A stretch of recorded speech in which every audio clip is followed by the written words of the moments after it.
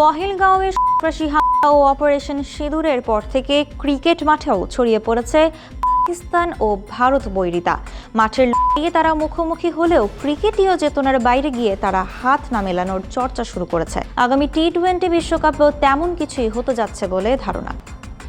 15 ফেব্রুয়ারি বিশ্বকাপের গ্রুপ পর্বে মুখোমুখি হবে ভারত পাকিস্তান। এ বিষয়ে পাকিস্তান ক্রিকেট বোর্ড তাদের অবস্থান জানিয়ে দিল। পাকিস্তান ক্রিকেট বোর্ড প্রধান মোহসিন নাকভি এ প্রসঙ্গে স্পষ্ট জানিয়েছেন, ভারতের চাপের কাছে কোনোভাবেই নতি স্বীকার করবে না পাকিস্তান। তিনি বলেন, যদি ভারত হাত মেলাতে না চায় তাহলে আমাদের সেরকম কোনো ইচ্ছা নেই। যাই হোক না কেন, ভারত যা করবে তার পাল্টা জবাব দেয়া হবে। আপনারা দেখতে পাবেন ভবিষ্যতেও আমাদের দৃষ্টিভঙ্গি একই থাকবে। ওরা একই কাজ বারবার করে যাবে আর আমরা পিছু হটবো, এটা কোনোভাবেই হতে পারে না। অপারেশন সিঁদুরের পর এশিয়া কাপে 3 বার মুখোমুখি হয়েছিল ভারত পাকিস্তান। কোনোবারই দু দলের ক্রিকেটাররা হাত মেলাননি। এরপর ইমার্জিং এশিয়া কাপ ও অনূর্ধ্ব 19 এশিয়া কাপের দুটো ম্যাচেও একই চিত্র দেখা গেছে।